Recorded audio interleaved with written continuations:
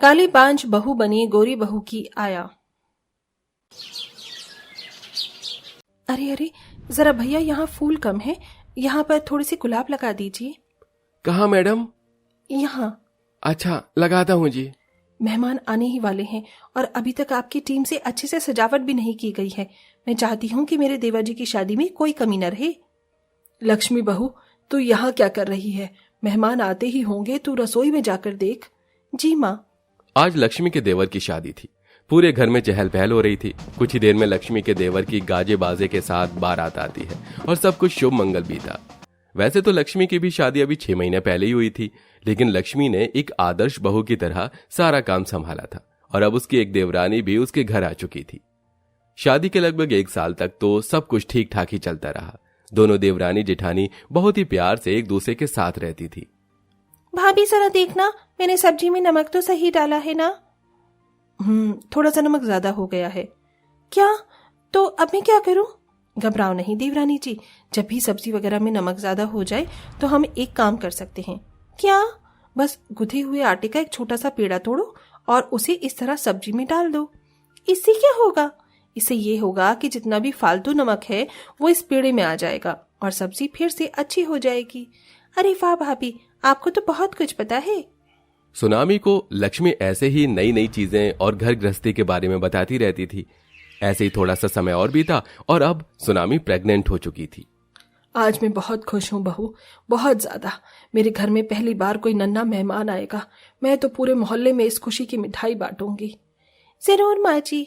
Tsunami भी अपनी pregnancy की खबर को सुनकर बहुत खुश थी, लेकिन इस खबर के बाद उसमें एक बदलाव भी आया था। माँ, वैसे मेरी शादी तो भाभी जी के बाद हुई थी, तब भी मैं पहले गर्भवती हो गई। हाँ हाँ बहू, वो क्या है, तेरी भाभी शायद कभी माँ नहीं बन सकती, शायद ये बांझ है। अच्छा? सुनामी को जब पता चला कि लक्ष्मी बांझ है तो उसका उसके साथ में रवैया ही बदल गया। सुनिए जेठानी जी।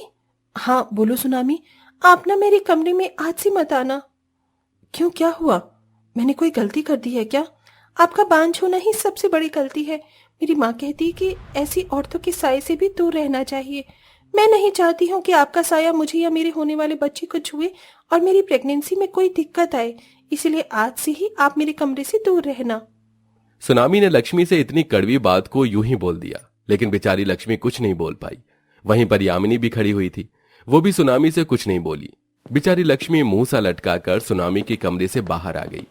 ऐसे ही शाम को, लक्ष्मी बहू, जा एक थाली में खाना लगाकर सुनामी को उसके कमरे में देकर आ जा। ठीक है माँ। अच्छा सुन, उसके कमरे के बाहर से ही आवाज लगा देना, अंदर मत जाना। जानती हूँ। लक्ष्मी सुनामी के कमरे तक ही खाना लेकर गई और उसे आवाजें लगाकर बाहर से ही खाना पकड़ा दिया। सुनामी ने लक्ष्मी के सामने पूरा दरवाजा तक नहीं खोला, सिर्फ एक हाथ से ही खाना ले लिया और भाभी जी, मेरा ना साथ में नींबू पानी का भी मन हो रहा है, जरा मुझे वो भी बनाकर दे दीजिए। सुनामी, अभी तो सभी खाना, मैंने आपसे पूछा नहीं है। उसने लक्ष्मी की एक नहीं सुनी और उससे नींबू पानी भी बनवाया। ऐसे ही 9 महीने तक सुनामी और लक्ष्मी के बीच सिलसिला चलता रहा और 9 महीने के बाद सुनामी ने एक बड़े ही प्यारे से बच्चे को जन्म दिया। हाय, नजर न लगे मेरे पोते को, कितना अच्छा लग रहा है। माँ जी, जरा मुझे भी तो इसे दीजिए। नहीं भाभी, आप बस इसे दूर से ही देखिए। क्या है ना, आपके जैसी अशुभ सी औरतों के हाथों में मैं अपना बच्चा नहीं दूंगी। सुनामी ने लक्ष्मी को अपने बच्चे को गोद में नहीं लेने दिया। वहीं पर लक्ष्मी का पति भी खड़ा हुआ था। सुनामी का यह बर्ताव देख वरुण अपनी माँ से बोला, माँ, ये सुनामी लक्ष्मी से किस तरह से पेश आ रही है? आप इससे कुछ कहती क्यों नहीं है? मैं क्या कहूँ, अगर इस पर मेरी कुछ चले तो मैं कहूँ भी। लक्ष्मी बांझ है बेटा, और ऐसी औरतों के साथ यही सलूक होता है। मैं कुछ नहीं कर सकती हूँ।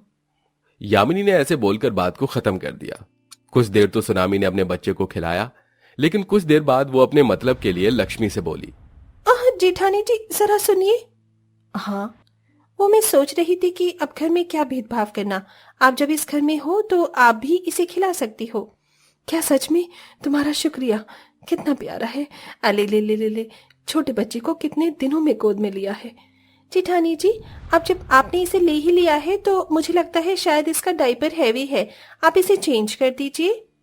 सुनामी ने यह काम लक्ष्मी पर डाल दिया, लेकिन लक्ष्मी कुछ नहीं बोली, बल्कि उसने तो काफी खुशी खुशी बच्चे का डायपर चेंज किया।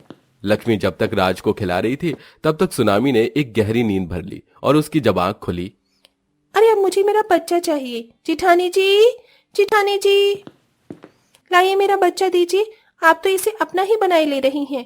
नहीं सुनामी, तुम सो गई थी बस इसीलिए मैंने। ज्यादा मुझे सफाई मत दीजिए, समझ आया? लाइए मेरा बच्चा दीजिए। ज्यादा आपका साया पड़ा तो हो सकता है कि मेरी खूबसूरत बेटा भी काला हो जाए। सुनामी ने लक्ष्मी को उसके रंग का ताना मारते हुए अपना बेटा वापस ले लिया और जब लक्ष्मी वहां से जा रही थी तब वो बड़ी ही अकड़ कर उससे बोली, बस बच्चे के साथ खेलना ही नहीं होता है जिठानी जी। क्या मतलब? मतलब ये कि जरा यहाँ देखिए, राज के कितने सारे बिछौने हैं।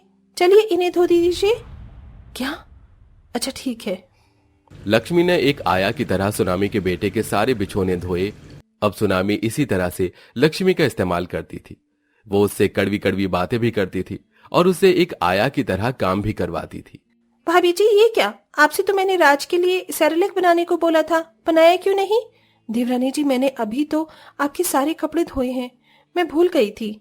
अच्छा ही है जो आपको भगवान जी ने बच्चा नहीं दिया, वरना आप तो जरा जरा से कामों का बहाना करके उसे भूखा ही मार देती। सुनामी ऐसे ही उसे ताने देती रहती थी। ऐसे ही सिलसिला जारी था कि एक दिन लक्ष्मी राज को खिलाई रही थी कि तभी उसके हाथ से राज गिर गया। उसे चोट तो नहीं आई लेकिन फिक्र में लक्ष्मी के मुंह से चीख निकल गई। उसकी आवाज सुनकर सभी वहां आ गए। क्या हुआ? जिठानी जी आपको तो मैं। सुनामी को अपने बच्चे को गिरा हुआ देख बहुत गुस्सा आया। हालांकि उसे चोट नहीं लगी थी लेकिन फिर भी मौका देखकर सुनामी लक्ष्मी को मारने को उसके ऊपर चढ़ती हुई आई, लेकिन तभी लक्ष्मी बेहोश हो गई। लक्ष्मी बहू, हे भगवान ये क्या हुआ? लक्ष्मी बहू, सुनामी जल्दी से डॉक्टर को बुला। सुनामी ने ना चाहते हुए डॉक्टर को फोन मिलाया। डॉक्टर ने लक्ष्मी की जांच की तो पता चला कि वो भी गर्भवती है। गर्भवती? क्या सच में डॉक्टर? हे भगवान तेरा लाख लाख शुक्र है। यामिनी को अपनी बहू की गर्भवती होने की खबर सुनकर बहुत ज्यादा खुशी हुई। सुनामी को भी जब ये पता चला तो उसे अपनी गलती का एहसास सा हुआ और यामिनी सुनामी से बोली, सुनामी बहू देख, तेरी जेठानी भी अब प्रेग्नेंट हो गई है। आज तक तूने उसके साथ जो भी किया मैं कुछ नहीं बोली, लेकिन अब ये तेरा अत्याचार बर्दाश्त मैं नहीं करूंगी। वो भी तेरे ही तरह एक नारी है।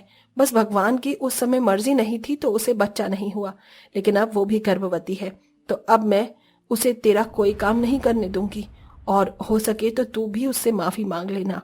मुझे भी यही लगता है माँ। लक्ष्मी की प्रेगनेंसी पूरे परिवार के लिए किसी चमत्कार से कम नहीं थी। सभी ये जानकर बहुत खुश हुए।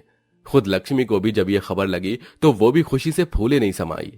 अब तू अपना और अपने बच्चे का ख्याल रखना बहू। जी माँ, और हाँ तू हमें माफ कर दे जो भी हमसे गलती हुई। हाँ जिठानी जी मुझे भी माफ कर दीजिए ना। जो बीत गया उसे भूल जाइए। इतनी बड़ी खुशी मुझे मिली है कि मैं पुरानी बातों को मानो भूल ही गई हूँ। आप ऐसे माफी मत मांगिए। लक्ष्मी ने सभी को माफ कर दिया। उस दिन के बाद से फिर कभी सुनामी ने लक्ष्मी का एक आया की तरह इस्तेमाल नहीं किया। यामिनी ने भी उसका बहुत ख्याल रखा और अब सब कुछ ठीक हो चुका था।